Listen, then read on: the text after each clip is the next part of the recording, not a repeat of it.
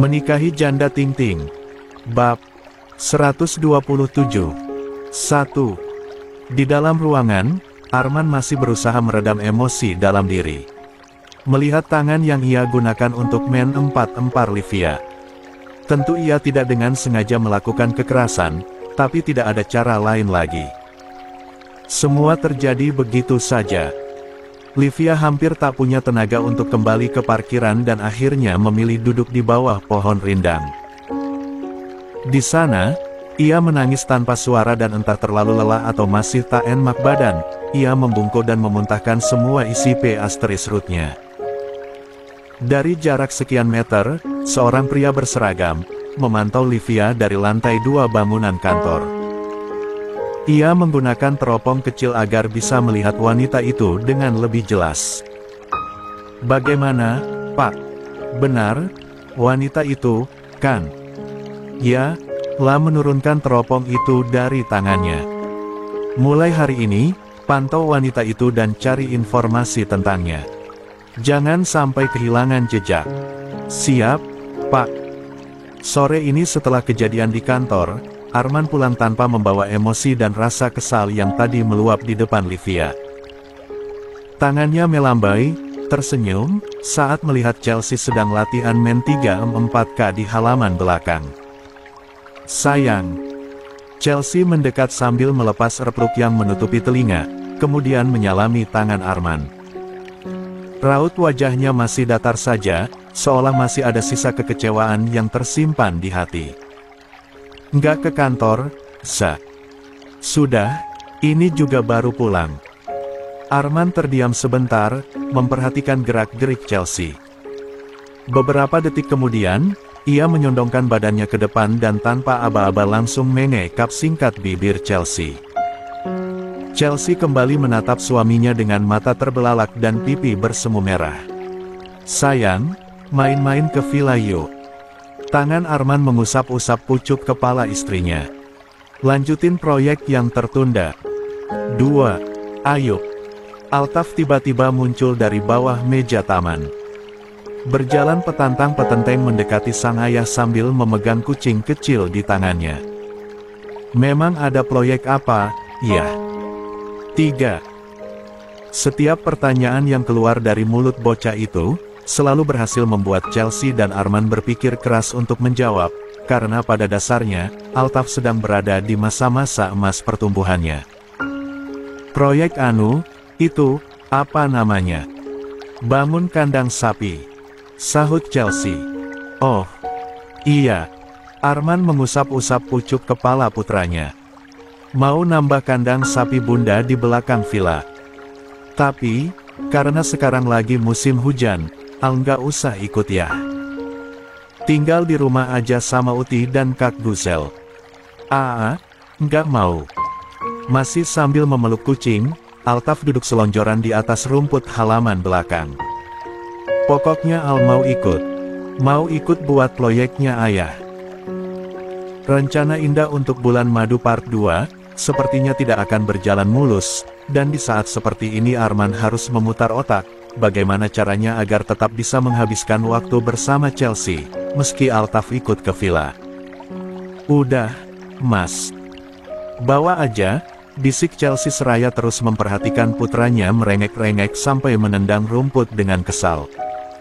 Nanti biar dijagain ibu. Ibu aja nggak cukup. Lagian aku nggak mau ibu mertuaku kelelahan ngurus cucu. Kamu tahu sendiri tingkah Altaf kalau sudah keluar rumah. Meleng dikit, langsung hilang. Iya sih, mana dia aktif banget. Chelsea kembali menghembus napas panjang. Ya udah, nggak usah ke villa dulu. Kita di rumah saja, toh kamu masih sibuk ngurus kasus yang berjalan, kan? Tak ada tanggapan apapun dari Arman, dari nada bicara Chelsea saja, ia sudah tahu jika sebenarnya kata tidak usah adalah dusta. Istrinya pasti sangat ingin menghabiskan waktu berdua dengannya, karena sudah berbulan-bulan mereka sibuk dengan berbagai persiapan pernikahan Rania Arkan, sampai mengurus pekerjaan masing-masing. Melihat Altaf semakin tantrum, Arman bergegas mengendong dan mencoba menenangkannya. Begitu juga dengan Chelsea, mereka masuk beriringan ke dalam rumah. Mas, kalau nggak salah, hari ini Mas Waldan keluar. Kamu nggak ke lapas tahanan? Tadinya mau ke sana, tapi aku pengen pulang cepat biar bisa ketemu kamu.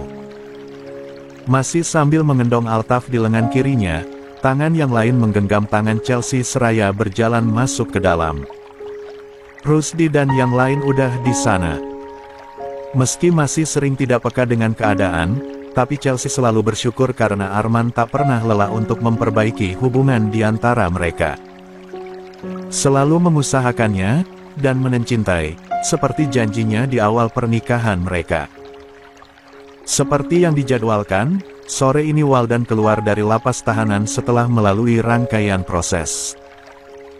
Terlihat, Mbak Nia, Mas Ridwan dan kerabatnya yang lain, sudah menunggu di depan. Akhirnya kamu bebas juga adikku. Mbak Nia memeluk dengan erat, menangis terseduh-seduh, saking terharunya. Bagaimana tidak, sudah 6 tahun lebih, pria itu menedekam, tanpa bisa menghirup udara bebas. Karir yang hancur, sekarang hanya bisa diratapi. Waldan pun terlihat kehilangan arah dan tujuan, karena sekarang, bukan lagi bagian dari penegak hukum, melainkan menjadi bagian dari pelaku pelanggaran hukum. Di tengah kehebohan para anggota keluarga yang menyambut kebebasan Waldan, ada Nada dan putrinya. 4. Yang hanya bisa memandangi dari jarak beberapa meter. Menjadi bagian yang terbuang dari kehidupan Waldan. Ibu, ayo ketemu ayah. Nada semakin mengeratkan genggaman tangannya, tanpa bisa mengatakan apapun. Hingga tiba-tiba, Waldan memandang, lalu berjalan cepat ke arahnya. Aiza, ayah. Namun, bukan Nada tujuannya. Waldan langsung memeluk dan menggendong erat putrinya. Melepaskan kerinduan, karena beberapa bulan terakhir, bocah kecil itu tak datang ke lapas untuk menemuinya. Ai rindu, ayah. Ayah juga rindu. Waldan menurunkan Aiza dari gendongannya. Sekarang, Ai pergi sama Tante Nia dulu, ayah mau bicara sama ibu. Oke. Bocah perempuan itu segera berlari menghampiri rombongan Mbak Nia dan kerabat Waldan yang lain. Sekarang, tinggallah mereka berdua di sana. Waldan menatap wanita yang sudah lama hijrah dan istiqomah mengenakan cadar. Meski nada sudah jauh berubah, Waldan masih menatapnya penuh kebencian. Walau bagaimanapun, Nada adalah biang kehancurannya hidupnya. Hidupmu pasti menyenangkan, ya? Tanyanya, sinis. Setelah menghancurkan karirku, meracuni ibuku, kau masih diberikan kesempatan hidup setelah bangun dari koma. Nada memilih tak menanggapi. Karena memang ia tahu, kesalahannya di masa lalu sangatlah fatal. Sampai saat ini pun, ia masih dalam proses membersihkan semua dosa dengan beribadah sepanjangan waktu. Aku akan melanjutkan proses perceraian kita secara sah di mata hukum, lanjut Waldan tanpa ragu. Sontak Nada kembali menatap suaminya dan kali ini tak bisa menahan air mata yang luruh begitu saja. Lagi-lagi ia sadar, tak pantas berharap apapun lagi dari Waldan. Sebelum itu, apa kamu bisa jalan-jalan bersamaku dan Aiza?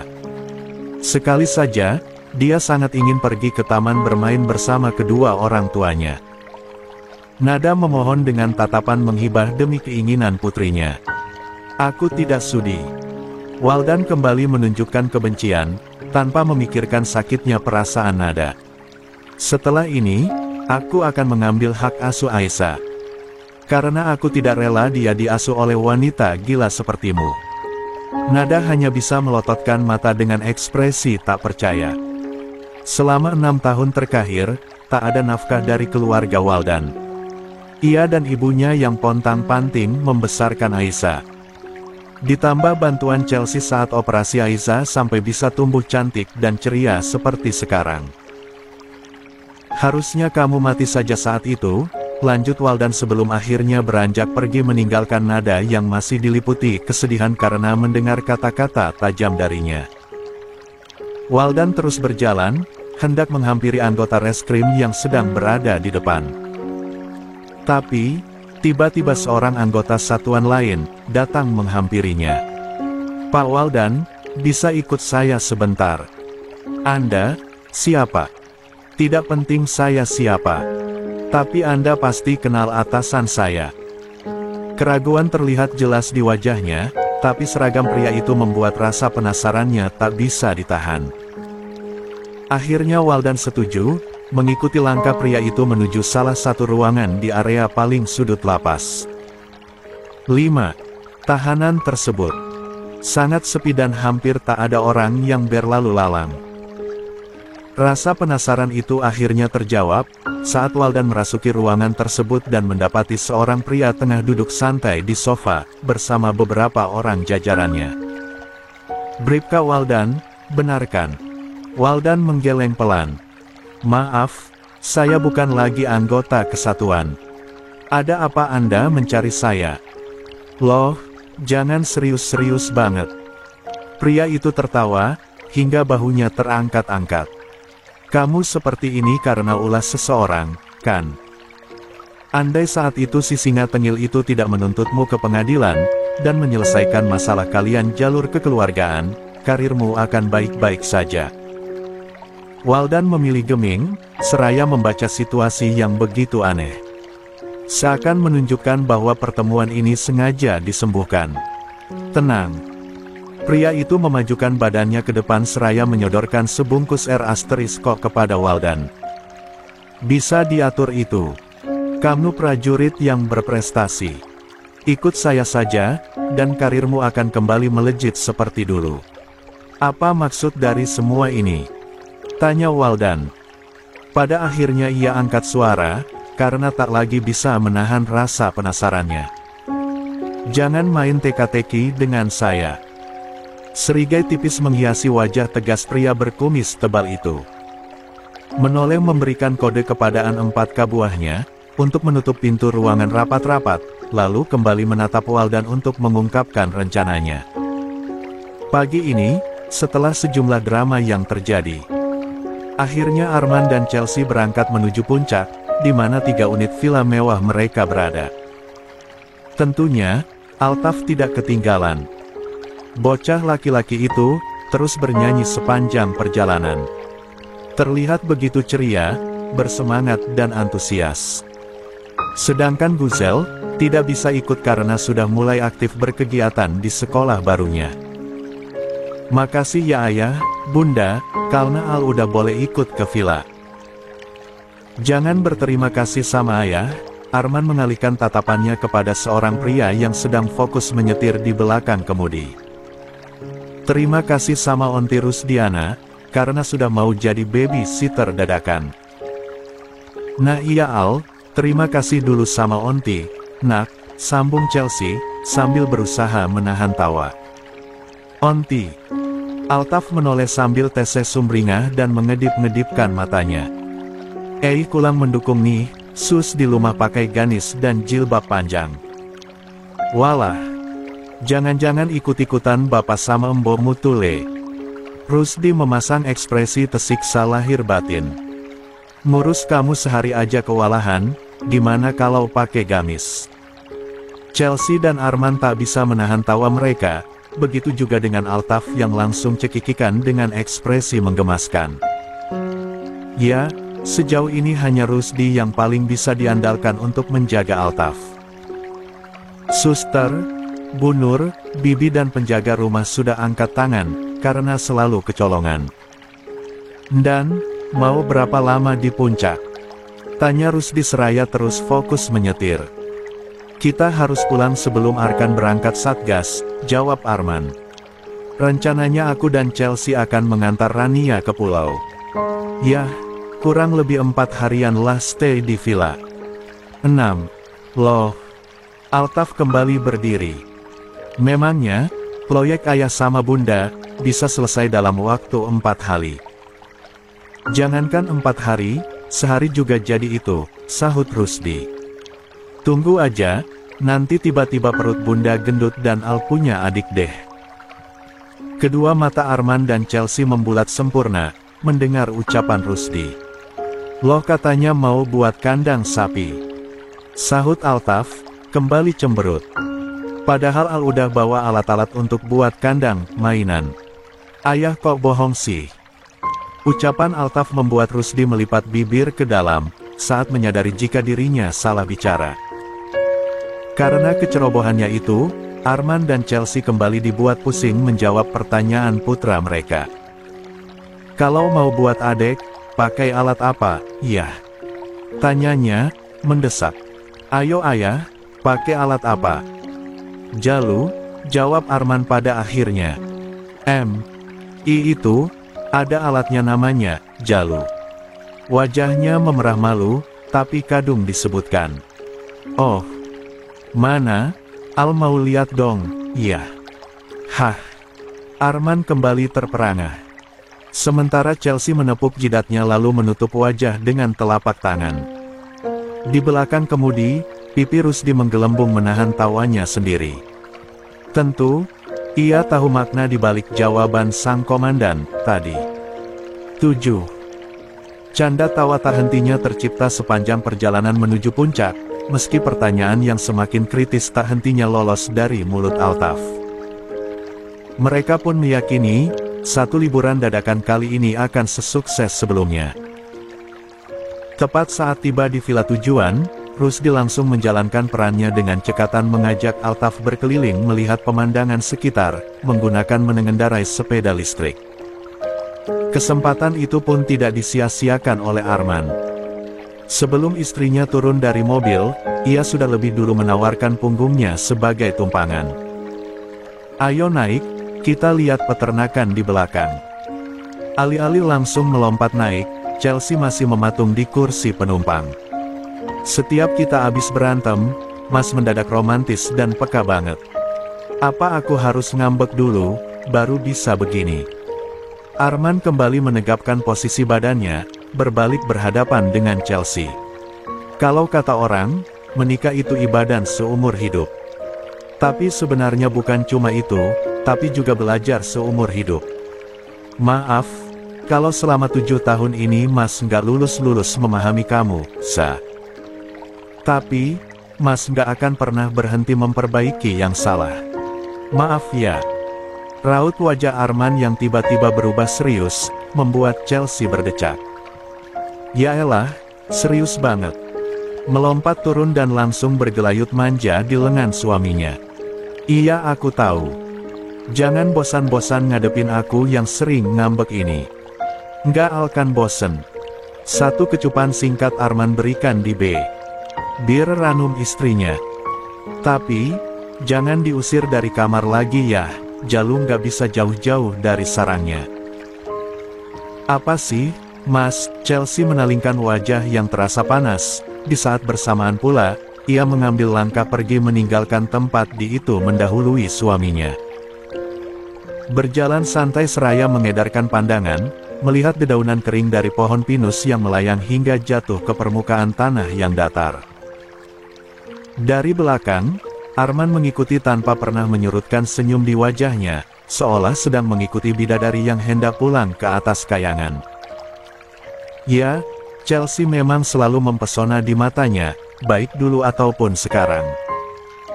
Tapi, ada satu momen di mana pesona Chelsea semakin kuat, yaitu saat dia baru selesai marah. Kaki kanannya baru saja hendak masuk ke area peternakan, tapi harus kembali mengambil jeda untuk berbalik badan. Memandangi Arman yang sedang berdiri di bawah pohon besar, berpangku tangan, dengan tatapan teduh. Kenapa?" "Tidak apa-apa." Senyumnya semakin sumringah, hingga deretan giginya yang putih bersih terpampang jelas. "Aku tiba-tiba ingat pertemuan pertama kita di Taman Wisata Puncak waktu itu. Saat kamu masih menjadi istri orang lain." Itu. La ikut tersenyum kemudian terkekeh kecil. "Mas ingin mengingatkan, betapa bodohnya aku, karena menuruti lamaran Oma Lusita. Ayolah, saat itu aku terpaksa dan..." "Bukan yang itu." Arman memotong ucapan Chelsea. "Tapi, Aku merasa kembali ke masa itu, lagi. Masa di 8. Mana untuk pertama kalinya aku jatuh cinta kepada seseorang.